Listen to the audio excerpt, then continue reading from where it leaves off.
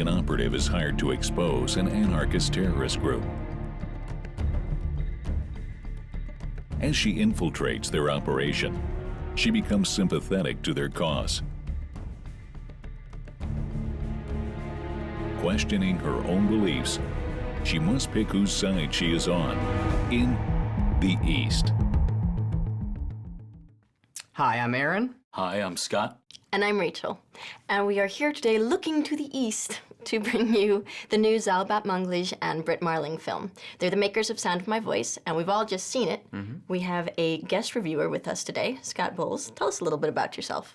I'm a film critic with USA Today. I do a little TV, but film is my passion. Good to have you here. Thank you. This is, like you said, the second outing of Zal Batmanglij and Brit Marling, who did Sound of My Voice a couple years ago. It's very slow-moving. It's riddling, you know, there's a little bit of a mystery, but I think it kind of fell a little flat by the end, or I guess I was waiting for it to get exciting or for there to be some mystery or twist, and it just sort of never happened. In the words of Zal Batmanglij, this film is 3 genres in one. It's a thriller, a love story, and a coming-of-age story. And I wouldn't say that this film is so strong in the espionage thriller part. There's, well, I don't know if that's the clearest genre explanation. There is mystery to it.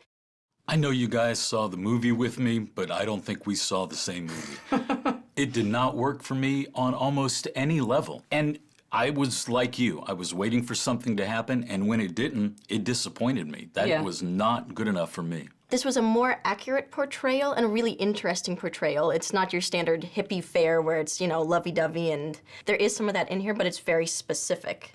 But these are terrorists who bathe in the nude, drive a Vanagon, dance around in circles, kiss each other's belly buttons. But they're not really terrorists, that's the whole thing. These are people who want justice and are exposing large corporations for the different, you know, atrocities.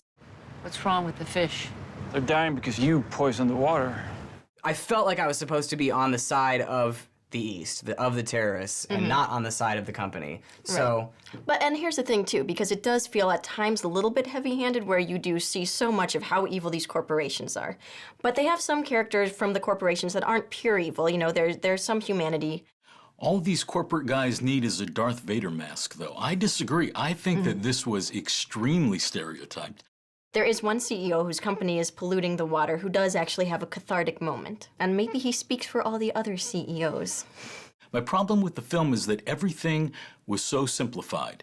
Our terrorists are good, the corporations are bad, never the twain shall meet, and then in the final 15 minutes, it attempts to go down the middle. I saw that attempt. But it's already chosen its side. yes, the film at times sets them up to be the, quote, protagonists, but it's not always that black and white, and I think that's what I appreciated about the film. What's gonna happen to those people? Nothing. If their drug is as safe as they claim it is. Maybe we can talk a little bit about acting and see if that we have some similarities there. Brit Marling is our lead. I thought she did a great job. She's strong, convincing. You see her struggling with, you know, is the company I work for good, or are these people good? And she's nice to look at. She brings all the emotions. Yeah, I snuck that in. She's good looking, what can I say? I mean, I really enjoyed her, and I enjoyed everybody that was in the East, too. Alexander Skarsgård is the head of the organization. Ellen Page is one of the people who works there. Toby Kebbell is Doc. I really love Toby Kebbell. Anyone who sees this movie is going to side with the eco-terrorists, not the corporation. But being a little bit heavy-handed doesn't work for me here. This was a movie that had a chance to really say something. It could have been complex, it could have been deep, and instead it just seemed to go for the easy characterizations and the easy plot turns. Zal Batmanglij as a director is very impressive. He continues to impress me. I really enjoyed Sound of My Voice, which was his previous film with Brit Marling. You see a lot of his style here. He doesn't have a lot of flash. Visually speaking, it's very simple.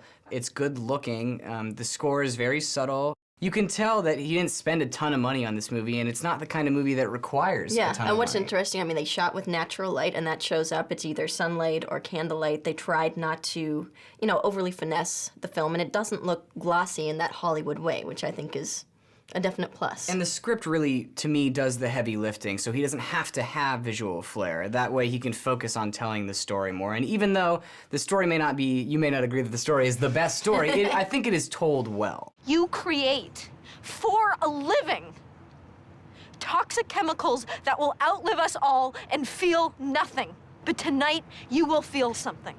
I think you're right that aesthetically this is a good-looking film, and for the money he had, he did a lot with it. I just wanted to see something in the narrative that was complex.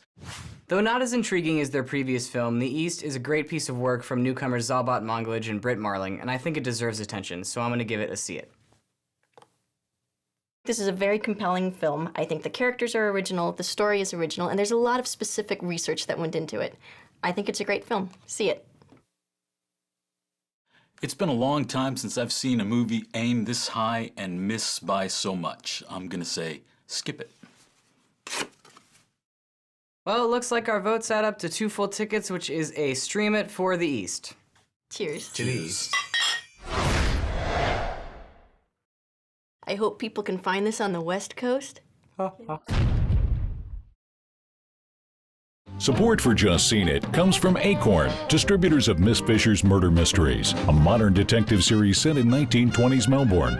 Now on DVD and Blu-ray. More information is available at acornonline.com/PTV.